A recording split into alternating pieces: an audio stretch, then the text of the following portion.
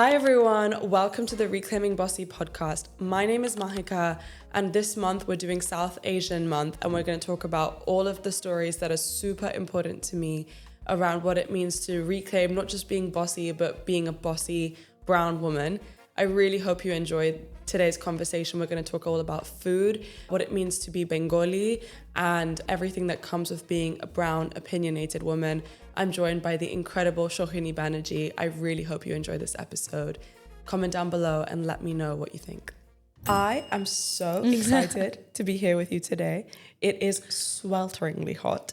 It's a hot day. And we are two South Asian baddies going to talk about all things food and business and growing up South Asian in the UK and kind of our experiences around that. So I would love to start today's conversation with you introducing yourself.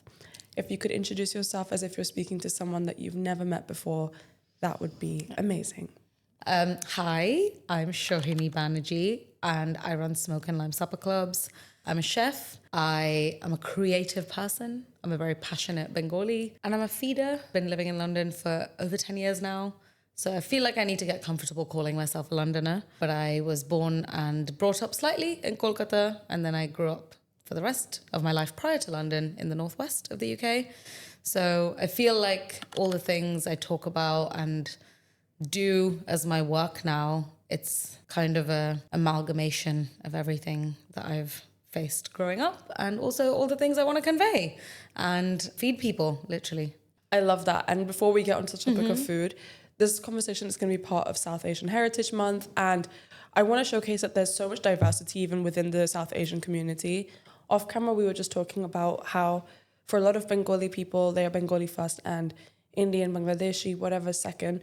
So can you please just give a little bit more context about what the Bengali community is and a little bit more information about it for people who might not know as much? Okay, so Bengal is on the east side of India and was at some point split up by the British to be West Bengal and then Bangladesh. And my family are from Kolkata, which is West Bengal. Although my dad's side of the family, my grandma, they were, they migrated / they were refugees from Bangladesh pre the partition, actually. And the community is amazing. Oh my gosh, I think I am everything I am because of the Bengali community I grew up with in the UK, because I didn't live my life in Bengal. And so it would have actually been quite easy for me to live my life quite, distant from that. But especially in the Northwest, there's a really solid Bengali community. And I grew up with all the festivals, all the cultural nuances, all the aunties feeding us. And it's something that has pushed me to be super creative now, actually. So I have a lot to thank to the entire community for that. But I do think there's two sides of a Bengali community, and this is something I do enjoy talking about a lot, especially with my friends who are from Bangladesh, because I think as Bengalis, there's way more in common we have with each other than we perhaps even do with like a lot of the rest of India. But then obviously, if you say you're Bengali, people maybe assume that you're from Bangladesh, especially in the UK. But there are a lot of Bengalis in India as well, definitely in Kolkata. But West Bengal is really big, actually. And I don't think people really visualize that on the map as such. But there's a lot that we have to share. And I think in the UK especially, India or South Asia becomes like a monolith. I'm sure you'll agree. Everyone's like, this is it, and this is this one thing. But there's so many nuances and so many little things that make us who we are. 100%. And I think also within that, there's like quite a lot of representation of Punjabis and Gujaratis and stuff in the UK and in the media, but Bengalis not so much. And also my community or communities, because my parents are from different parts, aren't seen as much. What are some parts of being Bengali that feel really unique to the Bengali community that you love? The way we eat is definitely number one on this list, but also how we celebrate our kind of festivals. Again, going back to like the food aspect of it, but the appreciation for the arts is really big in Bengal, something I'm very proud of. And I'm not just talking, obviously food is a form of art for me at least, but singing, dancing, playing instruments, painting, like it's very rare that you probably will meet like a Bengali kid who doesn't do at least 3 of those things. And I used to probably not like it as much when I was little, but I've grown increasingly proud of it. My parents probably made me do so much of that. Not the singing, because I'm terrible at singing, but the dancing, the painting. I played an instrument for a while. And I think that's quite nuanced in the Bengali community, I think at least, because all my friends did the same thing. It wasn't just me that did it. It's like you just have so many hobbies and you're encouraged to like explore yourself a lot more, even though you're meant to be very good at studying alongside. I love that. And tell us about Bengali food and how you started your journey that is now Smoke and Lime. So Bengali food, oh gosh. Also, there are nuances to that too, because again, there's East Bengal, West Bengal, North Bengal, and all of it's quite different. Again, when I think maybe because of the Punjabification of India in general and the Bollywoodization as well, I think I want to say, when people think Bengalis, they typically think old, like family home that's massive and like kind of falling apart, but like really beautiful. And then they think fish. And then they think like really opinionated women. The last one is very true. But the rest of it is also true, but it's not like everyone has that. I think there's a lot of assumptions that happen with Bengaliness. Food is a big one for me because I think so many people, even now, and I've been cooking in London for nearly a decade, don't really know what Bengali food is because it's not that well represented. And even the places that do represent it, they represent like a very small bit of it. Again, probably similar to North Indian food where like, you know, are people really eating butter chicken every day? Probably not, right? But that's what people know of North Indian food. And likewise with Bengali, I think people just think it's like this basha mangsho, which is a goat dish that we are very good at making, but it's not what we eat all the time, or fish. But actually, my food journey kind of started because I wanted to bring the home food to everyone. And what we eat regularly at home and how we eat and the ethos of why we eat a certain way. And not just the luxury celebration dishes. And yeah, it's been a long time since I've been doing what I do. And I think I'm only getting better at it, which is great. I love that. What you said about zero waste is so interesting to me because I reflect about my own childhood and where my parents are from in India as well. And how we do this thing called thali, which is this big leaf plate that once you're done, it's biodegradable, it's compostable. Yeah. We used to drink our chai in these like clay pots as well that you can break. Again, biodegradable, compostable, but more and more these things are becoming gentrified and also they're seen as like old and almost like from this orientalist perspective of like, look at how old and all of these ancient practices. And there's a lot of misconceptions around the ways that Indians eat and that makes me angry. I'm sure it's something that makes you angry as well. So what are your opinions on these misconceptions around the way that Indians interact with their food? Oh my gosh, I have too many opinions on this actually. I think the gentrification is very real because if you look at South Asia, and I'll be again specific to Kolkata here because that's where I spend most of my time, it's kind of almost getting pushed out. And it's getting pushed out in a way that makes me quite angry because what's happened is even when I grew up there, so I was born there, and I stayed there till I was 8, 9. And my kind of core memories are this very naturally sustainable way of living. Not because it's sustainable, but that's just because how you did it. And it's things like, eating on banana leaf, which is how we did all our special occasions. Or, I don't know, just wearing like hand-me-down clothes. And even things like saris, like you're not like shopping all the time and like purchasing things all the time. To homeware, like being made out of stainless steel. And that just being completely normal. And I think now there's two sides of it. Some of it's that it gets looked down upon a little bit.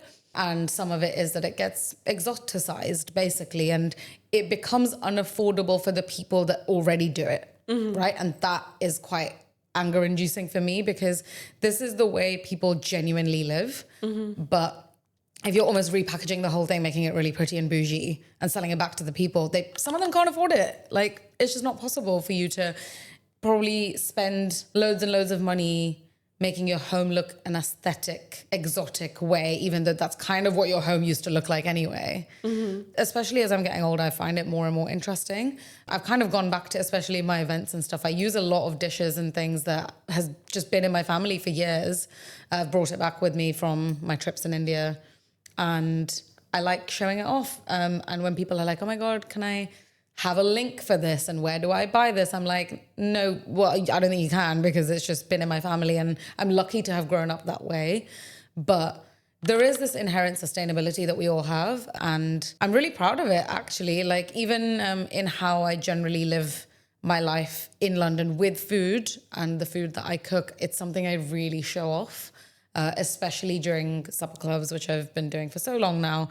It's part of the way I build my menus. So not every menu has every ingredient listed, because sometimes I will just look in my fridge and see what's there and make a dish out of that. And that's the beauty of eating in this sort of setup. It's not like a restaurant. And I've worked in lots of restaurants in London, Indian restaurants as well. There's a lot of waste. It's a lot of waste. And unfortunately for bigger businesses, that's just how you have to function, I think, because it's really hard to probably cut down on some of those things, although I'm sure people can make changes. But I think when it goes to misconceptions, gosh, there's so many. I've worked in so many little cafes in London, and the amount I've had to try and convince people to like have chai properly, or like not call it random names, to just like almost like, yeah, make this food like more exotic than it needs to be. And I was saying this before, so I'm going to circle back. But I was having a really, really good conversation with my husband a couple of weeks ago about how matcha became such a thing, right? This year. It's everywhere. Everyone's doing everything with matcha. I actually really love matcha, and I was drinking it before it became a thing, but not with sweetened things, just as the tea. But it was very interesting that no one tried to like, I guess, bastardize matcha. It wasn't called matcha tea. It wasn't called matcha something latte. It was just matcha. Whereas that's never been done with chai. It's always been like chai tea, and like, let's try and make this Western. And I think that some of that comes from like, well, Japan, Korea, certain Asian countries, not South Asian, but Eastern Asian countries, having this like soft power, whereas South Asia has never really had that. Although maybe we're getting that a bit more now with amazing brands doing really, really good work. Yeah. But it's always been that if it's South Asian, you almost have to Westernize it for it to be like legit. God. Now let's talk about how it wasn't cool to be Indian growing up. It wasn't. I literally was talking to someone. So I was wearing, by the way, I'm wearing a really nice kalamkari block print sort of dress today. Yeah, you look beautiful. But I was wearing a skirt this morning, and I was in Borough Market doing a little photo shoot. And I was just telling the person I was doing it with that when I was little, not even little, like teenager, if I wore that same skirt, people would make fun of me. Yeah. And now it's really cool because probably 20 white people walked past with block prints on them in Borough Market this morning. And it's cool now to wear all these clothes. But I fully remember in school, I wore a kurti once and people made fun of me. Yeah, no, like same. I'm wearing jhumkas. I'm wearing this long dress. I would have been embarrassed. I was embarrassed. I changed my name. I changed the way I dressed. So I moved to the UK again to a very white area when I was 10. And before that, I didn't really internalize the fact that I was a person of color or an ethnic minority. I had lived in the UK before that, but when I was really young, in a super multicultural area, and after that, I lived in like big international cities. And so overnight, I was an ethnic minority. I was this weird brown girl that smelt weird, looked weird, sounded weird, and there was so much shame. And only now am I seeing more and more representation on screen, in movies, in TV shows, in brands, in fashion, where it's like suddenly cool to be Indian, and I love it. But it's so jarring because I've spent almost the last decade trying to erase all of that stuff. And I felt like it was easier. Life would be so much easier. I used to wake up feeling like, oh, I just wish I was white. I wish one day I'd just wake up with green eyes. It would make my life so much easier. Oh my God, same. I wished for green eyes or blue eyes. Green eyes, like so many different things. And now I hope I'm Indian in every life, you know? Same. And I'm really, really grateful for the beautiful culture that I have inherited from so many members of my family and my community and everything. And I want to talk about your journey of reclaiming that with your supper clubs and everything. So yeah, what was it like growing up British South Asian, and how did you get into your supper clubs? Gosh, so I think some similarities with what you were saying. I moved to the UK when I was, between the ages of 8 and 9, and I lived in the northwest of England, so not like London, it's quite different. And we didn't live in Liverpool or Manchester, we actually lived in the suburbs, because obviously that's where you could have a big house and a big garden. Sometimes I do feel like I've blocked some of it off. Again, I don't think I had a very traumatic childhood or anything. I actually had really good friends. And again, like I said, there was a massive Bengali community, so maybe for me, a lot of that came out in those events. So we did have really big Durga Pujas, and we had Diwali parties, and we had Desi Christmas. So I think because Desi Christmas. Yeah. You know, 200,000 people on TikTok got really angry about my family having a Christmas tree. Because I made a video about like I love having brown parents. We've always had Christmas trees. We assimilate to all the trends. We and all this do. stuff. And then it was so funny because I had like all the different corners of the internet. I had this is why Indians are the best immigrants because they assimilate to everything. Weird. Then I had, this is why America is amazing. And I was like, I live in England. And then I had all the EDL people comment to my comments. Classic, yeah. Then I had all the brown They're only people. on the internet mostly. Oh God. But there is, and I was like, okay, I'll come to this, but don't you think some of it is really like almost a little sad because we've had to have some almost approval that Indianness is cool or certain parts of it is cool for then us to feel validated. And I'm kind of sad that that's happened because even like, and I don't think I had a very closeted like South Asianness in me because of this Bengali community in the Northwest. But even then, like I would be embarrassed to take like my mom's home cooked like food to my lunches. Even though I loved that food, I've never not loved that food. Like sandwiches are boring to me, basically. Yeah. Because, well, boring sandwiches are boring. Obviously, there's nice sandwiches too. But I think it took coming to London for that to change for me, genuinely. Yeah. Even at actually probably at university is when I was most inwards about my desiness. Mm-hmm. But sorry, quickly about the Christmas tree situation. We've always had a Christmas tree. If you go to Kolkata during Christmas, by the way, everyone's walking around in Santa hats. That's so cute. And we love Christmas. Like, I have this really core memory of like, this is before I moved to the UK. My mum would do really cool Christmas presents for me as a kid. And even my granddad, like, it would be like a big thing. Actually, in Bengal, Christmas is called Borodin, which means big day. Mm-hmm. So everyone celebrates it. And I don't think it even has anything to do with religion. It's just like, it's Christmas. Also, it's great and it's fun. Fun fact, India is a secular country and there's actually millions and millions of Christians in India as well. Kolkata has some really amazing churches also. But it's not even that. It's like, I think as South Asians, we are actually very welcoming to other religions and cultures. Like everyone's quite okay with like you doing your own thing, which probably the way the world is going, everything's becoming a bit more right shifted, but that's everywhere. That's just, you know, India also does happen to be part of this. And I do also have my opinions on that. But I think growing up as diaspora in Britain, especially in the Northwest, there was a lot of me that I was not proud of, genuinely. But then there was things I was always proud of because I always loved Bollywood movies. Yeah. I always wanted to basically be Madhuri Dixit or Rani Mukherjee. They're my favorite actresses growing up. And I remember one time I got told off for wearing eyeliner in school. Like, you know, the kind of the eyeliner that you just rub on and you'd look a bit like a panda. And I'm pretty sure I said it was my religion. Which is really funny in hindsight. It absolutely was not my religion. No. But I was like, I want to wear eyeliner because I look so much better with eyeliner on.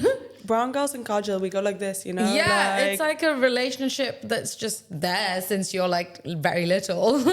But I think with coming to London and I guess almost rediscovering my Desi identity away from my parents, because also credit to my parents, they've always been so proud to be Bengali, to be Indian. We don't speak in English at home, genuinely. And I used to get asked that a lot as well, of like, so my Bangla is really good because I don't speak in English with any of my family. But my parents, honestly, kudos to them because I did grow up in India a little bit, but my brother, who is actually 10 years younger than me, he was born and brought up in this country. He's fluent in Bengali because my parents didn't speak in English at home. And I'm so proud to say that because I know a lot of my friends' parents, they did speak in English at home and because they, you know, they wanted their kid to be fluent in English, and I don't blame them for thinking that way. But those friends sometimes, like, we'll have conversations and they're almost like sad that they're not as fluent. And I actually, by the way, can read and write in Bengali. Oh, that's a flex. Because my parents did the whole, like, you must speak with us at home because how are you going to speak to your grandparents if you don't know how to speak your language? And my brother is also born and brought up here. Well done and to our parents. is fluent, but we don't read and write. And there's so many levels of shame. And I love what you said about, like, kudos to your family, because I feel that same way. But it's so interesting because when you live a diasporic experience, a lot of your brownness is actually secondhand because you learn from other people's experiences. A lot of my South Asian identity is constructed by experiences that my parents gave me rather than my culture. Yeah.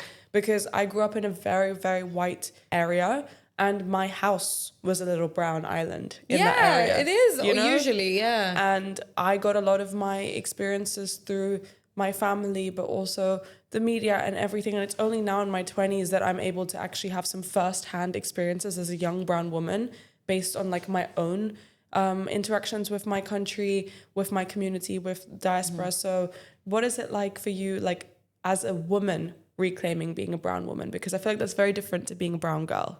Yeah. Oh my gosh. You know what? It's actually really great. I don't think, again, I've had the worst experiences by any means around this, probably because of the privilege my parents provided me and the education that I've had. And again, having been in London for quite a long time now, I think my undergrad uni, which wasn't in London, was a little bit more of me discovering how to, just be like proud about who I am. And it didn't always have to be like super vocal, but it was there. Like I did a lot of dancing at university. I really tried to do a lot of like kind of cultural shows and like Diwali shows and whatnot. So there was a lot of me trying to reclaim that. I think since I've been working in food for the last decade now, a lot of that creative exploration comes through that for me. And even though I work in food, it's not the only thing I'm exploring. It's even like exploring artwork and the music that I play for people when they come over to eat my food at my events. I think I'm quite conscious, even more so now than I was maybe even 8 years ago. So I think when I actually started Supper Clubs, I had an amazing playlist, but it was very mixed. It was like, obviously some pop songs and things that were popular at the time and English music as well as like Hindi music. And it was probably more modern Hindi music, I would say. Whereas now, I think I've almost gone a bit backwards where I actually only play like really old school Bengali folk or Hindi folk music at my events because that's the sort of music I listened to when I grew up, genuinely. And I want to give people a little slice of that. And everyone really loves it, actually. So many people ask for those songs. And it's also, I get a lot of diaspora and also like Indians who've moved to the country recently. They'll come and really appreciate those little touches. And it's the music, it's the art, it's also like the smells. That was such a big one for me growing up. I remember it was always like, oh my God, you don't want your clothes to smell of food. Yeah. It was such a big deal. All the coats in my house smell like whereas turmeric. now I'm like, who cares? Like they're probably going to come out with a perfume that smells of our food at some point.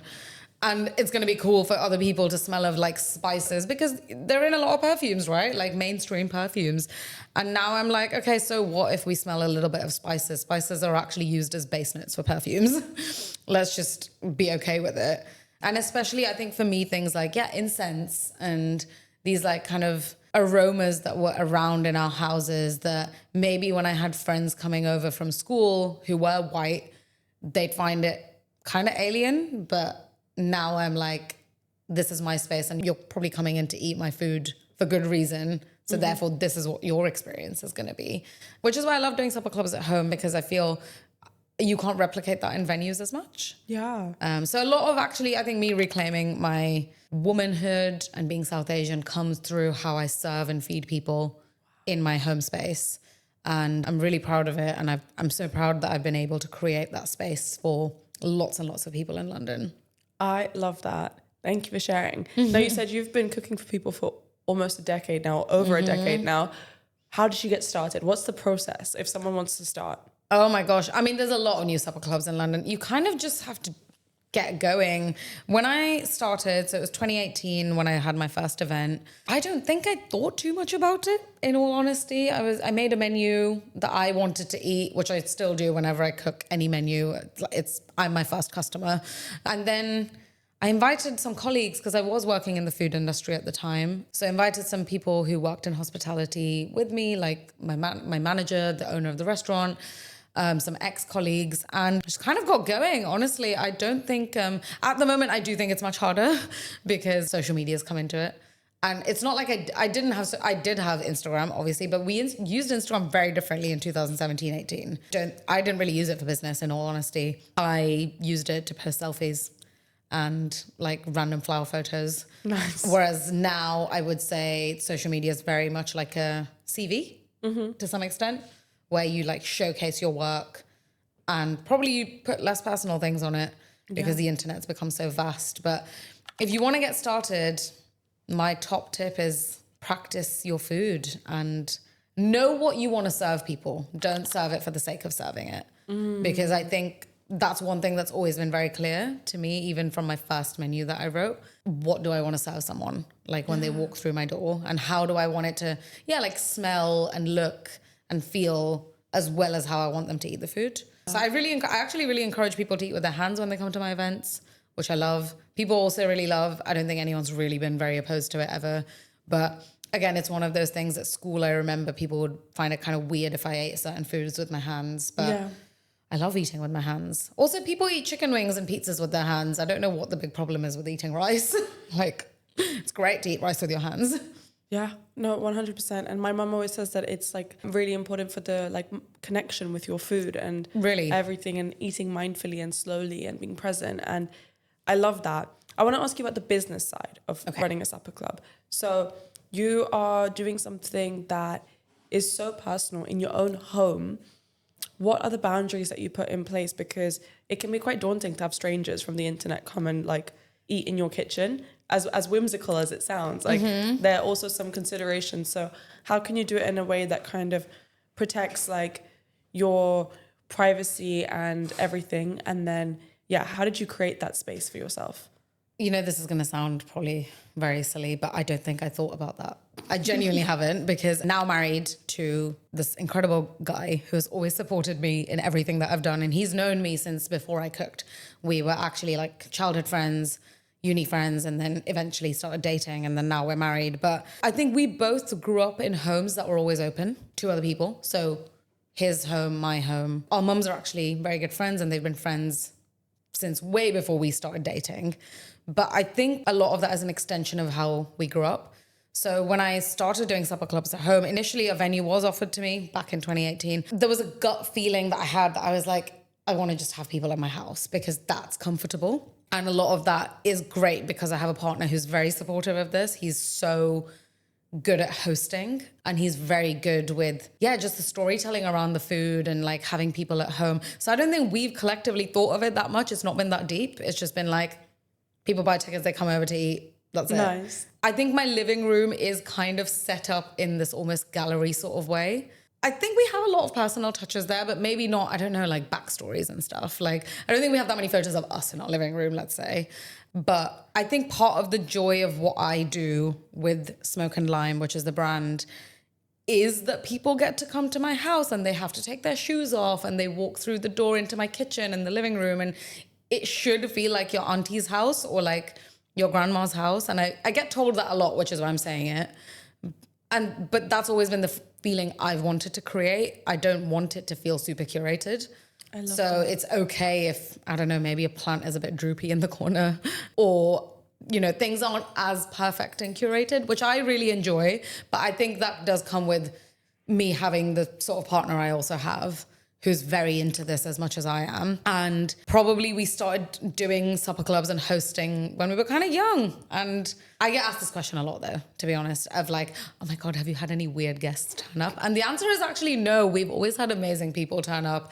We've become such good friends with so many of them. I love that. And I think Smoke and Lime, it's about putting Bengali food out there. And like I said, the ethos and how we eat and how we don't waste and all of that. Yeah. But it's also about just having a bit of an open space that people can feel quite welcome at, regardless of where they come from and how they feel or how they like eating, because it's a space. I think that's why it's so important for me, at least, that it's in my house, because there's a real level of defiltering when someone comes through a home setting. Yeah. There's like this inevitable kind of comfort that you'll feel that you won't feel anywhere else. Yeah. Even if I try and create it somewhere else, you won't feel it. Yeah. Because in my house, it's like, you'll see like my pots and pans are everywhere and like my plants are there and, you know, my sofa's there. So if you get a bit too full eating rice, then you can sit on the sofa for a bit. So I really love that. I don't think, obviously there's some levels of privacy, but honestly, I think we're very open people, but because of how we grew up, genuinely, like that's just how my mum always enjoyed having people at home, and that's just how my Calcutta home is as well. So I love that. Yeah. That's so wonderful. And yeah, again, that reminds me of my childhood. And I think like it's one of the most amazing parts of being South Asian, like the community We It's grew so up great. with like so many people in our home, like for all the festivals and everything. So I really get that. Again, from the business side, what was it like kind of deciding the financials around it and pricing? Because having someone in your home is really personal, but like this is also something that you do as a business. So what was it like deciding how to price it, and what advice do you have for people that are starting out so they know like how to kind of do it in a way that's sustainable for them as well? So the number one thing is it depends if that's your only income source versus not. So for the first 3 years I did supper clubs, I had another full-time job.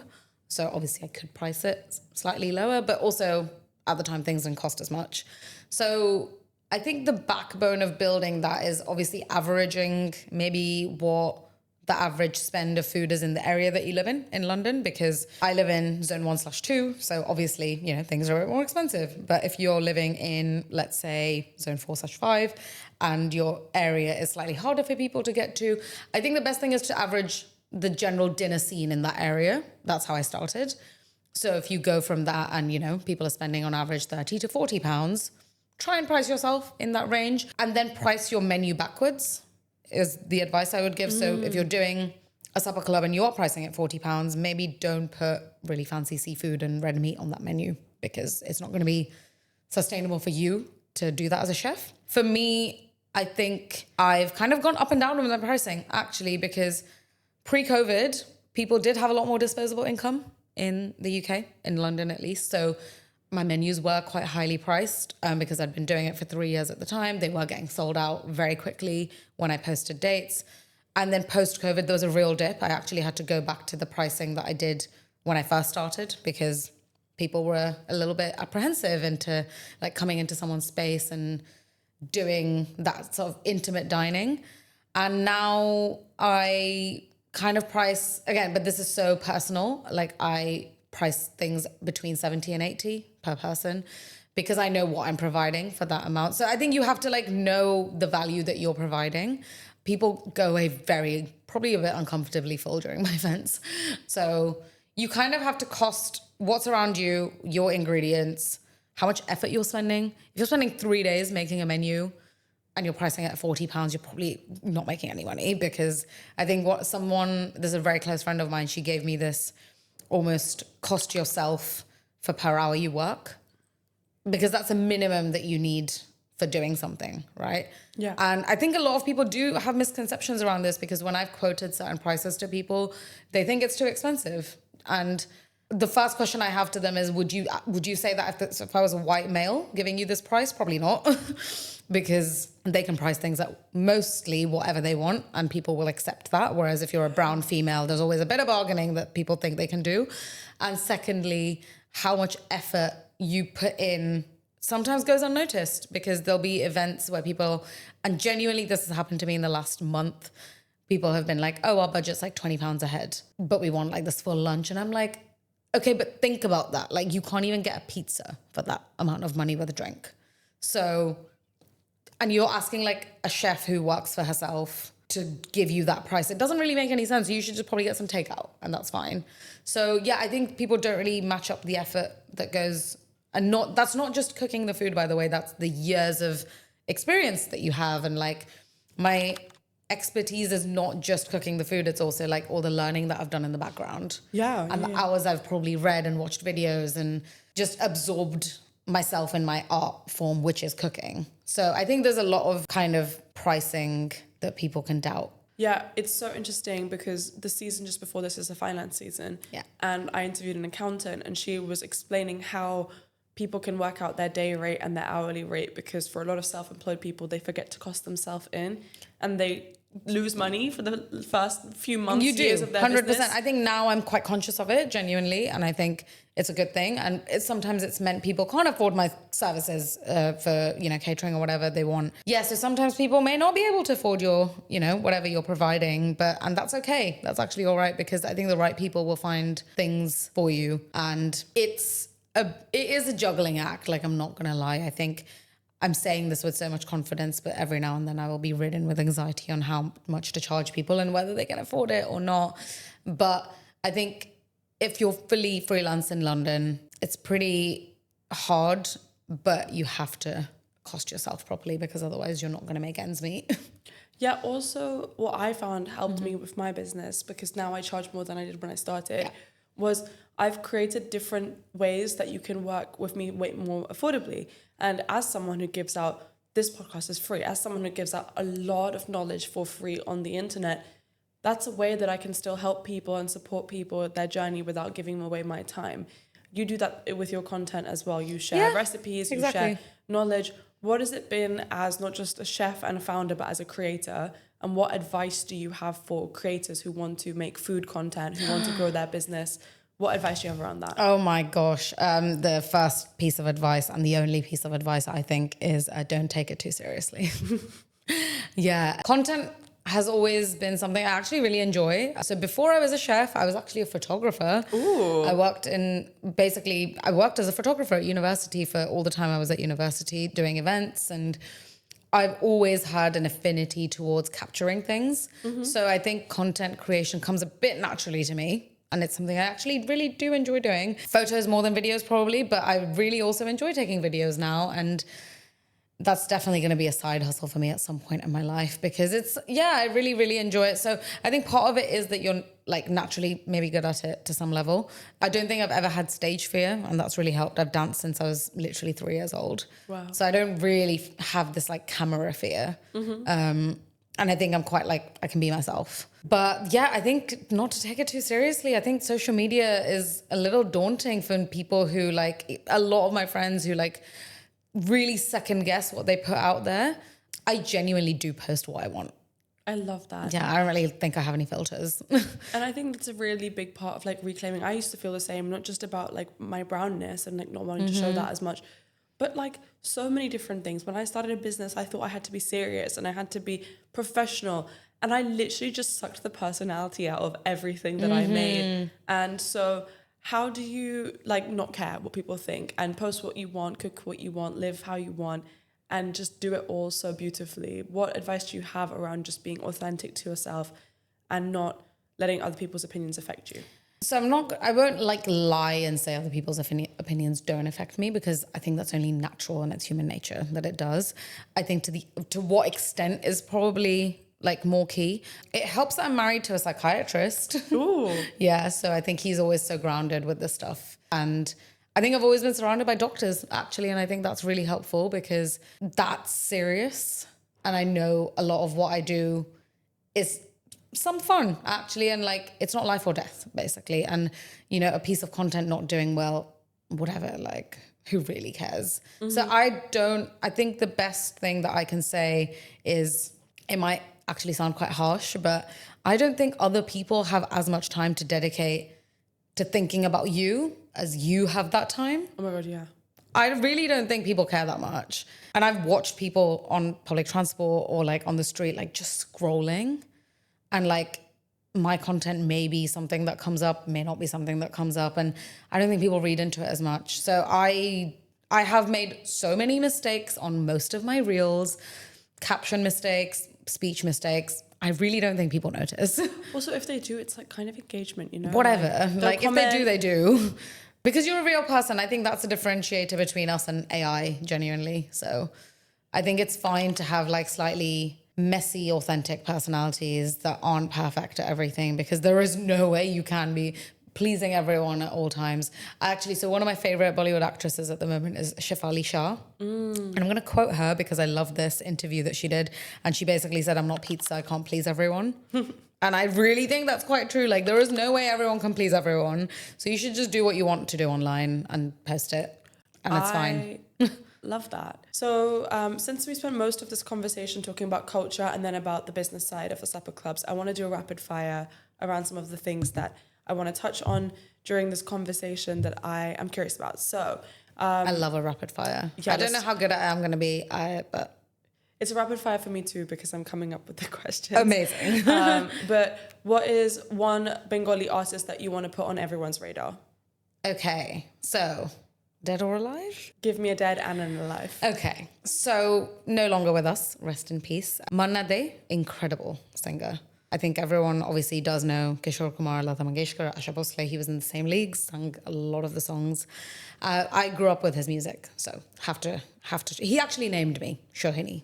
That's his given name to me. So him. And then I'm going to shout out one of my friends who I think is so talented and so young at the moment. And I'm so excited to see all the stuff she does. So Aishani Ghosh, she's a dancer, creative artist, just put together a fabulous exhibition very recently in London. And I'm really excited to see all the stuff she does going ahead. I love that. Okay, most difficult thing to cook? A cake. I suck at baking. We were saying just now, but Indians like don't own any measuring equipment. So baking is kind of hard because you have to be super precise with like the measuring equipment. And my family's never owned weighing I actually scales. do have weighing scales. I don't use them. I really got into making bread at some point, so I did use it quite a lot for that. But I really want to say, okay, so when I started cooking, this is not really rapid fire any longer, but okay. I'm gonna intersect. When I started cooking, I think I got made to feel really conscious about not testing recipes and not having strict recipes. And now I'm like, I really embrace that because a lot of Desi cooking is about vibes. Mm-hmm. And I think we should embrace the vibes. It's okay to not have recipes for everything. And I'm actually quite proud that I don't have recipes for most things because a lot of it's weather dependent, mood dependent, who you're feeding. And I think that's the beauty of our food. I think that's what makes you an artist because people ask like whether cooking is a science or an art. And I think it's both. It's both. But it depends also more about like your style. The science is there because you have to have some knowledge of what you're doing. You can't just do random things because you should know what works and what doesn't work. So that's the science. But I think so much of South Asian cooking is about vibes. And I think we should be okay to embrace that. And it's still technical, but it's about vibes. I love that. I think vibes and carbs. Love carbs. Coming from North India, like we do carbs and then we do double carbs and then we deep fry the carbs and then we like... That's okay. Carbs are amazing. Why are we villainizing carbs ever? Like Bengalis, by the way, sorry, like Bengalis eat potato on rice on potato. So like it's all good. Well, this makes my question kind of hard because my question was going to be, what's your favorite carb? Potato. Actually, rice and... rice. Sorry. Okay.